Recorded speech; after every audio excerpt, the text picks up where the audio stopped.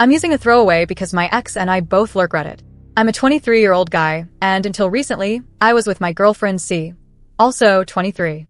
We started dating freshman year of college and moved in together during the pandemic. We got along well, shared values, and had similar goals. I thought she was the one. Things started shifting over the last few months. Her dad's been sick with cancer, and she's been under a lot of pressure from work and her family.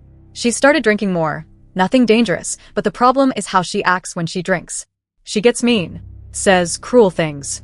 Stuff like comments about my body, how I'm not enough for her in bed. She always apologizes the next day and tries to make up for it. Then it happens again. Last night was the final straw. We went to this popular bar near downtown. C wanted to go out with her friend, and I offered to be the designated driver. She'd driven drunk once a few months ago, and I didn't want that to happen again. Asked her not to overdo it. She promised she'd keep it light. The place was packed. We grabbed seats at the bar, ordered some food, and they started drinking. I watched the game on the TV. Everyone seemed to be having fun. I got up to use the bathroom. When I came back, her friend was laughing loudly and yelling something about a member sleeve. Then I heard C say, loud and clear, "My ex was the biggest I ever had. I still miss that sometimes." They didn't notice I was back yet. I froze, hoping I misheard. Then a guy at the next table turned around and asked, "Yo, are you the sleeve guy?" They all started laughing. C and her friend, these random guys. I didn't say anything. I just grabbed my keys and walked out. Left both of them there. I drove straight to my buddy E's place. She's one of my oldest friends and let me crash. I didn't hear from C for about an hour. Then she started blowing up my phone with texts and missed calls. Some were angry. I picked up one call. She was still drunk. I hung up and turned my phone off. The next morning, I woke up to a bunch of apology texts. Stuff like how she messed up, how she didn't mean it, how I satisfy her, and she wants to make it right. She was begging me to come home. I couldn't. I just couldn't look at her the same way. I'd always been insecure about sex. I'm not the biggest, so yeah, we use a sleeve sometimes, and I always put her first. I never expected her to turn that into a joke. In public. I texted her back later that day and said I'd come by tomorrow to pick up the rest of my stuff. E offered to come with me. Her brother said he'd come too just in case. I don't know what to expect when I go back. But I know one thing for sure, I'm not staying. I went back to the apartment the next morning. E drove with me and waited in the car. Her brother followed behind in his own car. I told them I'd text if I needed help with anything. When I walked in, C was on the couch crying. The second she saw me, she ran up and hugged me. I didn't hug back. She started apologizing, saying she didn't remember what she said, but that her friend told her everything. She claimed she didn't mean it, that I was more than enough, and she didn't miss her ex. She kept saying she was drunk, and it wasn't the real her. I didn't argue. Asked her straight up if she'd cheated. She said no, offered access to her phone, socials, everything. I told her I didn't care about that anymore. I told her it wasn't just what she said at the bar. It was everything leading up to that, the way she treated me when she was drunk, the disrespect, the repeated apologies that meant nothing. I told her that whatever feelings I had for her were gone, that I needed to leave for good. She didn't fight me on it, just kept crying and saying she was sorry. I said I'd pay for the last 2 months of the lease, and then it was up to her what she wanted to do with the place. She nodded. No yelling, no drama. Just sadness. I grabbed my stuff and my cat and I left. He had the passenger door open and a blanket in the back seat for my cat. She didn't say much. We got in, and she drove us back to her place. I blocked C's number on the way. Not because I was angry, but because I needed the space. That night, he cooked us dinner and made some drinks. Her brother came over for a bit and brought some beer. We just hung out, listened to music, talked about dumb things from high school, and laughed. It felt normal. Later, after he left, E and I kept talking. I don't know how it happened, but she kissed me. It caught me off guard, but I didn't stop her right away. A few seconds in, I did. I told her she was drunk and probably didn't mean it. Helped her to bed and crashed on her couch. The next morning, she was already up making breakfast. She apologized, said she shouldn't have done that. I told her it was fine, that I wasn't uncomfortable, just confused. I asked why she kissed me if she wasn't into guys. That's when she laughed and said she wasn't gay, she was pan. I had to look it up later. Things kind of clicked after that. We kissed again that morning in the kitchen, sober this time. That night we went out to dinner. I paid, just to thank her for everything. Afterward, we hooked up. It wasn't just about sex. It felt like the first time in months I was wanted. Not pitted, not tolerated, wanted. And I wasn't overthinking everything. I felt normal again. We decided to keep things quiet for a while. No big declarations. Just see where it goes. C hasn't tried to reach out again. She did send one last text before I blocked her, saying she's sorry for everything and that she's going to work on herself. I screenshotted it, then deleted the thread. E and I are taking it slow, and I'm staying at her place for now. She's always been solid, and I trust her. She told me once during dinner, she really didn't know what she had, did she? I didn't say anything back, but it stuck with me.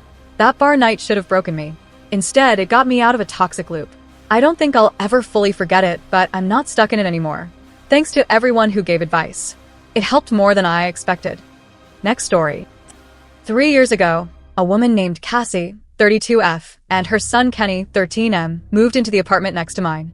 I'm 31M, live alone, and work as a mechanic. When I saw them moving in with just a few boxes, I figured I'd offer a hand to make a good first impression. While helping, I noticed Kenny had a PS4. I told him I also gamed, and he was welcome to come over and play my systems if his mom allowed. I have a PS5, a Switch, and a decent gaming PC. I also told Cassie that if she ever had car trouble, she could come to me. I already helped out a few people on our floor with their cars, so it wasn't out of the ordinary. For the first few weeks, our interaction was limited to greetings in the hallway. But about a month later, Cassie knocked on my door asking for help with her car. It wouldn't start. Turned out the spark plugs were shot. It was a quick fix. She offered to pay, I declined. Instead, she insisted I come over for dinner as a thank you. We had dinner the next day. It was casual. She cooked, Kenny talked my ear off about science, video games, and his guitar. Afterward, they came over to my place and we played Mario Kart. From that point on, Kenny started coming over regularly. We got close, he was like a little brother. I started showing him car basics, even brought him to my shop a few times. Kid's sharp. I told him he should consider engineering. He's actually been looking into programs now. Cassie seemed to appreciate the time I spent with Kenny. She became more open and friendly. When I caught COVID during lockdown, she brought groceries, cleaned my place, and checked in constantly. After I got better, she started making dinner every night. Either I'd eat with them or find a plate waiting for me in my fridge when I got home late. Then one day, Kenny had a friend over and I met the kid briefly. He pointed at me and said, "This is Opie, he's like my dad." That stopped me cold. I'd never seen myself that way. I brought it up with Cassie later, and she said she hadn't put that idea in his head. He came to it on his own. Apparently, Kenny hopes we'll become a real family. Cassie told me straight up she wouldn't mind that either. I asked her if that was her way of asking me out. She smiled and said yes. I agreed. We have a dinner date planned this weekend. Honestly, I'm nervous. I like Cassie. I care about Kenny, but I've never seen myself as someone's dad. I'm not sure I can fill those shoes.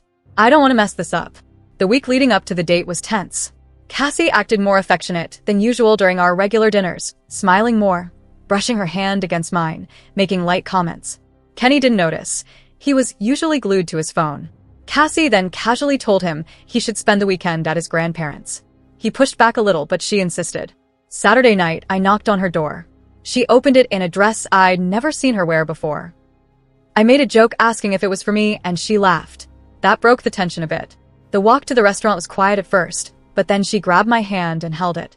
After that, everything felt easier. Dinner went well. We talked more openly than we ever had before. I asked her what changed, why now. She told me it started the previous Christmas. Kenny had wanted a PS5 badly, but she couldn't afford one. She didn't say anything to me at the time, but I had been keeping an eye on restocks for months and finally got one. I gave it to Kenny and told him it was from her. She said that moment made her realize she wanted me around for good. She tried to ignore the feeling, but seeing me do something like that without expecting anything in return hit her hard. When Kenny called me dad, that was just the confirmation she needed. After dinner, we went back to her place for a drink. We talked more seriously, set expectations. We agreed to take things slow, be exclusive, and not tell Kenny until we're sure about where this is going. Cassie apologized for Kenny calling me dad. She said it was too much too soon and that she never wanted me to feel pressured. She told me I could define my role with Kenny however I wanted, but she hoped I'd see him as a son eventually. We didn't sleep together that night. Just made out a bit, laughed, and talked. The next morning we went to brunch, and then apple picking. It was simple but good. At dinner that night, Cassie sat closer than usual.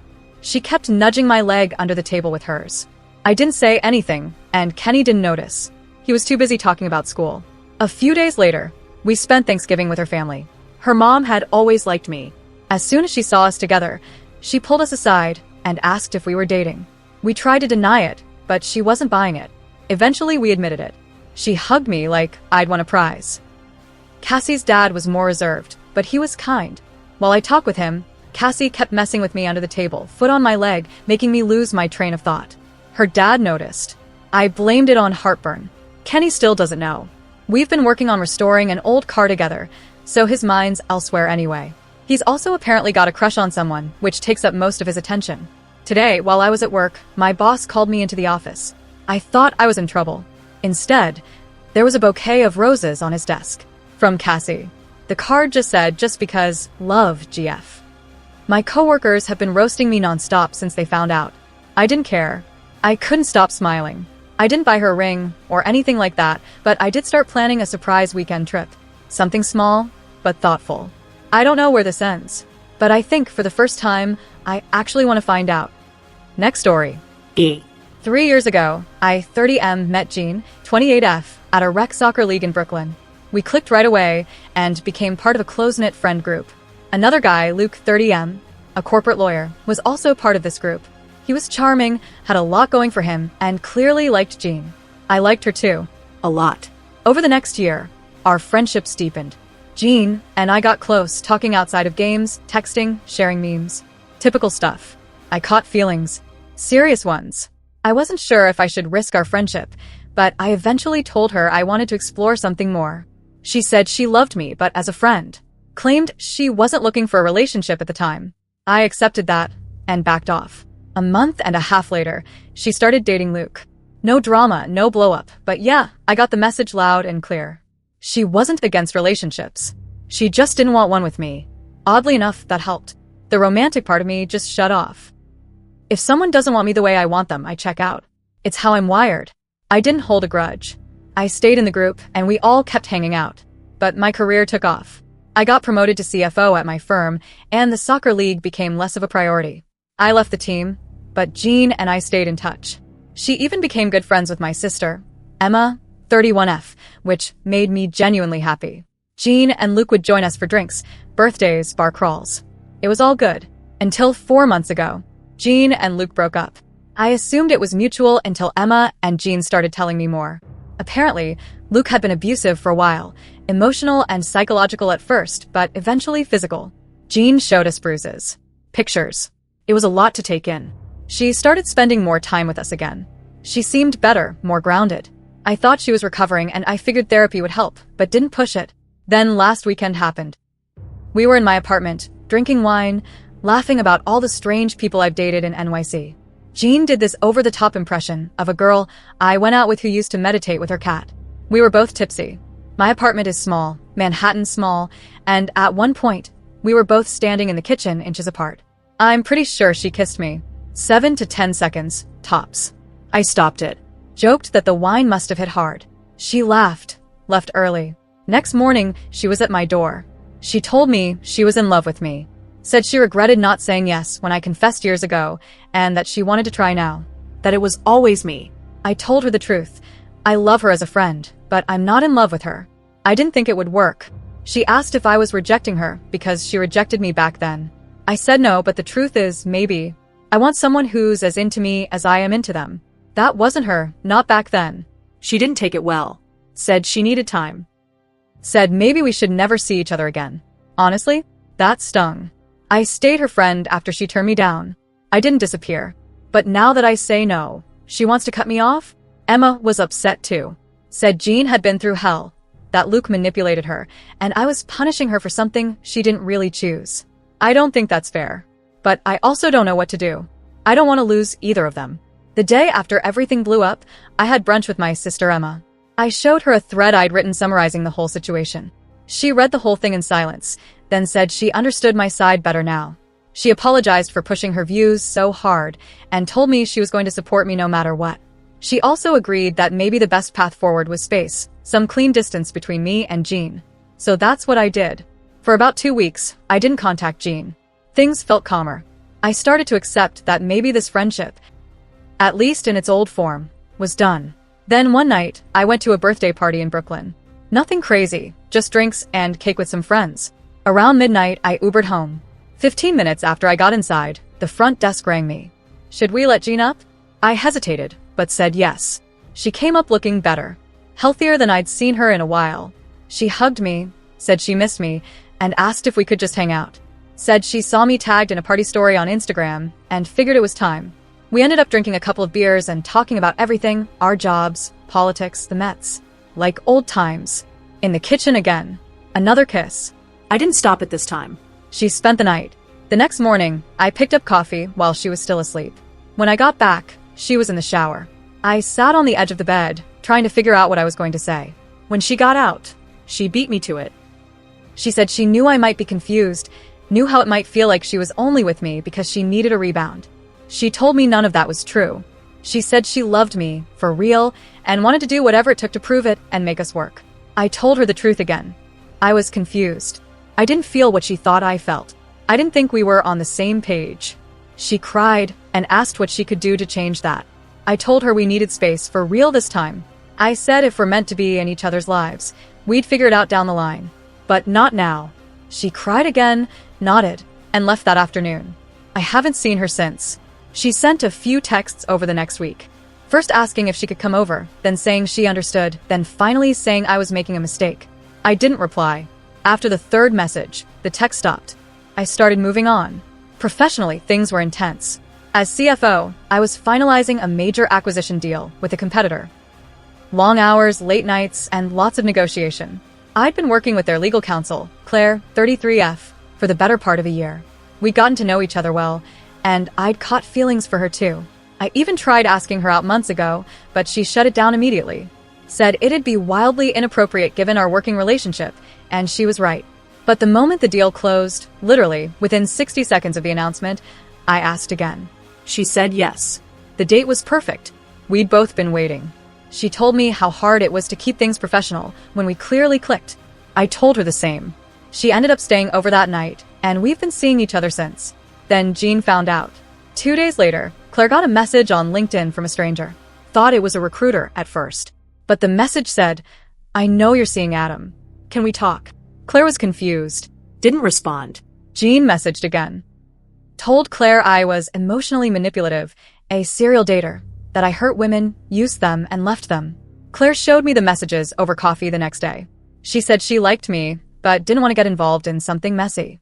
I told her everything, showed her my original post and the updates.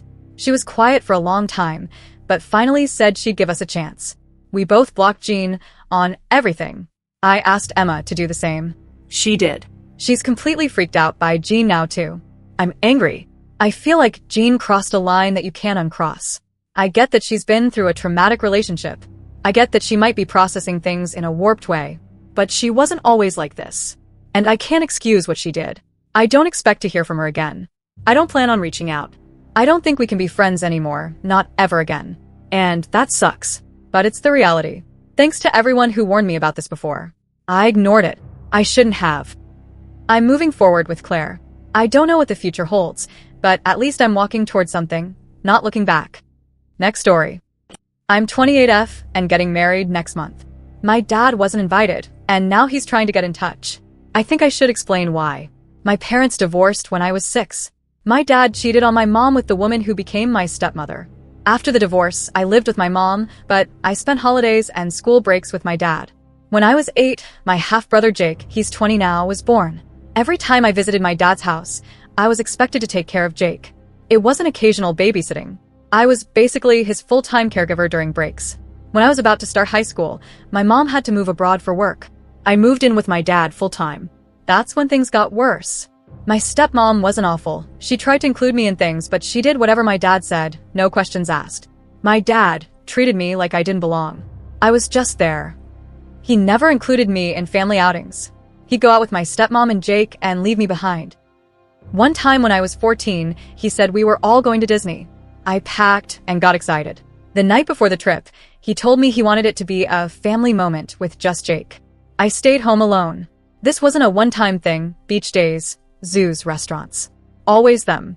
Never me. He wouldn't let me invite friends over. He said teens just cause problems. He'd randomly call the house phone to check if I was home. He even had the neighbor watch the house to make sure I didn't have anyone over. By 16, the message was clear. I wasn't really part of the family. At 18, he got a promotion and planned a Europe trip to celebrate Jake's 10th birthday. I thought maybe I'd be included this time. Nope. He told me it'd be too expensive for 4 people, so it would just be the 3 of them. I lost it. I told him how I'd felt over the years. Ignored, left out, treated like a stranger. He said I was ungrateful, that I lived with him rent-free, which wasn't even true. My mom sent him money for me. I did most of the housework too, since both he and my stepmom worked late. Things escalated. He told me I wasn't his daughter anymore. Then he kicked me out. He actually threw my stuff out onto the sidewalk. I called a friend and stayed at her place that night. When I came back the next day to check if things had calmed down, my stuff was still there. Some of it had been thrown in the trash. My stepmother had saved a few things for me and handed them over quietly. He didn't contact me after that, except one call a month later to yell at me because my mom stopped sending him money. A few months later, I got into an engineering program in another state. That's where I met my now fiancé, Mark, 29M. He was a senior. We connected pretty quickly, started dating, graduated, and now work in the same field. We're at different companies, but it works. I don't use social media much. I've had Instagram for 6 years and haven't even posted 10 photos. So I'm guessing a relative told my dad about the wedding. Because a month after I said yes to Mark's proposal, my dad messaged me through Instagram, saying he was excited to help with the wedding. He actually thought he'd be walking me down the aisle. I told him he wouldn't be, that my stepfather would. I said the wedding was small and for close family only. Then I blocked him. At that point, I expected angry messages, Calls. some dramatic rant about how ungrateful I was. Instead, I got one letter, delivered by Jake. Yes, Jake and I still talk. The letter wasn't hateful. My dad said he regretted what happened, that he'd lived a normal life after kicking me out, but started feeling regret when he saw graduation photos of me with my mom and stepfather. He said pride kept him from reaching out before. He said he wanted to pay for the wedding and walk me down the aisle, something he claimed he had planned since I was born. After getting that letter from my dad, I didn't respond right away. I didn't know how to. The letter wasn't hateful, but it was very focused on his feelings. Regret, pride, mischances. He barely mentioned what I went through. He didn't apologize directly. He said he was sorry he didn't reach out sooner, not sorry for throwing me out or for the years of emotional neglect. What stood out most was a line where he said I'm his only daughter, and that while my stepfather has other daughters to walk down the aisle, he only has me. It felt like he wanted to stake a claim on a role he gave up years ago. Not because of me, but because it suited him back then. I talked to my mom and stepfather. They both said the decision was mine, and they'd support me no matter what. My stepfather even said he'd help with the wedding whether I chose to involve my dad or not. I also spoke to my stepsisters, especially the oldest one, Lisa. She's the one who came to see me the day after I was kicked out, the one who let me cry for hours at her place even though she lived out of state. What I didn't know was that she also went to see my dad that same day. She hadn't told me before, but she said he was cold, dismissive, and even made excuses about why kicking me out was the right thing to do. According to her, he acted like he didn't care. She said she left that conversation furious and swore to never speak to him again. She thinks he only wrote the letter because I'm getting married. She's convinced it's not about regret. It's about image. And she's not wrong. He didn't reach out during college, didn't call after graduation, didn't even try to find out if I was safe. But now, suddenly, with a wedding around the corner, he wants to reconnect? I also realized something else. Even after all the therapy and healing I did in college, I never actually sat down with my mom and stepfather and told them everything. I thought I had to carry it all alone. So I visited them. I cried. I let it all out. For the first time, I didn't try to make it sound better than it was. That conversation helped me figure out exactly what I want. I decided to write back. Not to start a relationship, not to invite him, and definitely not to offer him a role in my wedding. I just wrote a short, honest letter explaining how I felt. I told him that being thrown out of my home at 18 shaped everything that came after.